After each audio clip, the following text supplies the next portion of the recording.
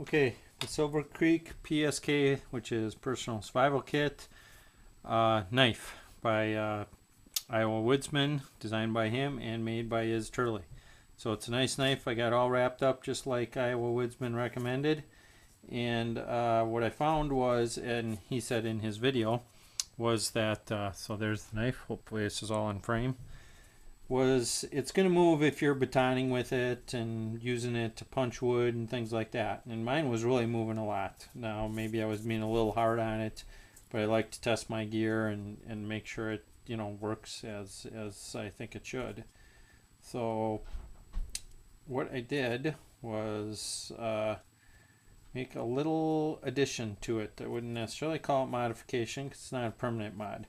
So we have the two pieces of wood that you split and you know, wrap in paracord in this little vise here. And we unwrap it here, and here is what I did. Gotta unwrap it quite a bit.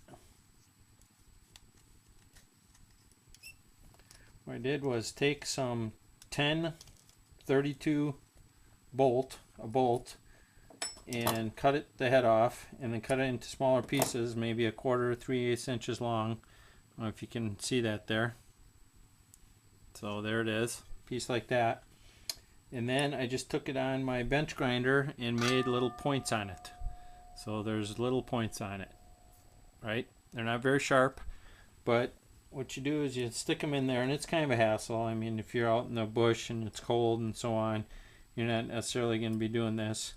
But you stick them in there and you use them as little pins. And so you stick them in there like that. So they stick out, the pointed edges stick out, and you just want it enough to get past the metal of the knife. And then you put it in here, which is kind of a hassle. And you just kind of just force it shut. And what that does is keeps it from moving around. Just digs into the wood. Now I suppose eventually it'll split the wood, but you just put it in there and continue to vise it up, and it'll make little divots in there, and then it'll be all set. And I'll show you in a bit, it does not move around when you're batoning with it and using it as a punch. So let me lace this up again and show that.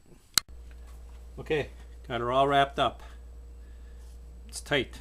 I mean, everything looks tight in there, but it looked tight in there before.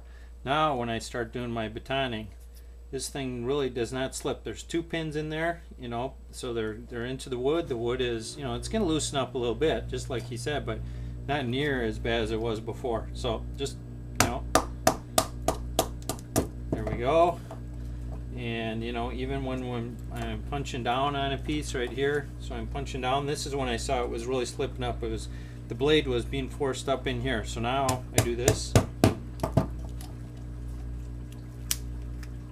Blade stays right there, you know. Now this isn't perfect, it could be a little tighter, you know. The pin, I could wear little holes in it, and you know, eventually it's gonna, you know, it's gonna come loose again, because this is all just tied with the clove hitch and, you know, just regular overhand knots. But I'm telling you, it's all one piece, and you know, it just adds a lot of capability. One more here. See, you're right through there. Nope, crack it open. That's all staying together. Before, this was moving down into my paracord, and of course if it moved over the paracord, this knife is so razor sharp it would cut that paracord. Now it's all just staying right here. Another little demonstration to cut, you know, this is a pretty big thick piece of wood. Of course I can break it, I'm not saying I can't, but if I'm trying to fashion tools and small pieces of wood, you know, I'm gonna sit here and baton it like this. You know, I got my BK2 and my Becker Necker, which I love, but just the whole possibility of this just brings up a lot more capability, which is what we want. So I just do this over, you know, once on each side, 4 times, get it about 1/4 of the way through, and then you can crack off a nice clean cut. I mean, this is old-time woodworking to me, you know. Not New Yankee Workshop. What's the guy? I don't know. He does all the traditional type tools. There we go. Broke right off. Relatively clean. Again, here it is. Taking it off. This wood is wet. It's been sitting outside. It's nice and sharp. everything is nice and good. Want to do a little batoning, I can do a batoning. The other thing that I want to mention is to keep it sharp, to keep it razor sharp. This is a convex grind. You know, it is sharp, but it's going to get dull over time. The way I do it is I just have a little leather piece of leather on an old paint stick there, and some of my polishing compound. Where'd my polishing compound go? Got everything kind of disorganized here. Well, I got a little chunk of polishing compound that would last forever. And that's all I do. And then I just, every once in a while, I need to, just like Iz Turley showed, bindle stitch. Just keep it nice and sharp. It's convex grind. You'll be able to tell when you got the edge. And you just do this even on both sides. Keep it nice and polished, and that's it. That'll work. Okay, here's my little piece of polishing compound I take in the bush with me. So I just put this on. This is solid polishing compound. I just put this on my leather strap there. Clean it off every once in a while just by scraping it off. This is very small, so it, you know, it takes a little bit of work to get the tip and all that, pressure right and all that. But a convex grind is easy to keep sharp. You know, it just works, you know, really well. I mean, I use this to sharpen my chip carving knives, same method. Okay, now I'm going to do a video on how to make this little piece right here. Okay, I have no idea how well this is going to turn out, but I'm just an amateur. I'm not a machinist. You know, I love woodworking. I got some tools. My basement's a mess. It actually feels kind of nice to be down here. I haven't been down here in over a year, so I got quite a bit of cleanup to do. But here goes. I got a little 2-speed grinder.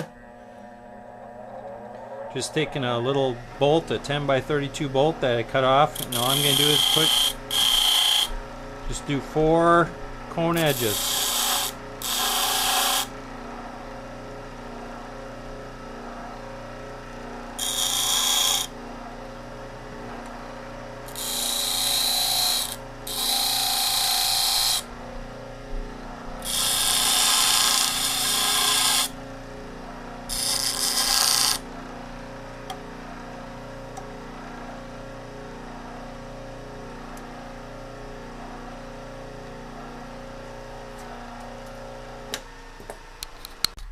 Okay, there it is.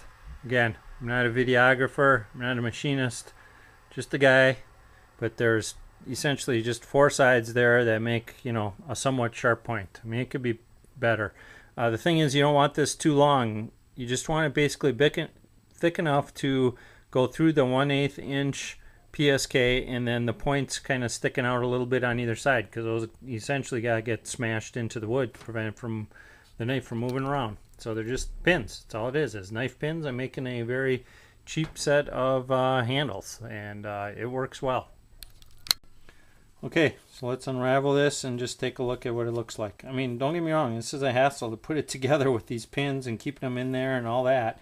You know, it's a lot more work than some people would maybe want to go through, but to me, the benefit of it not moving around in there really helps. And of course, keeping track of these little pins in the dirt is going to be a problem, but you know, it all fits in here in my little PSK, or the start of a new PSK.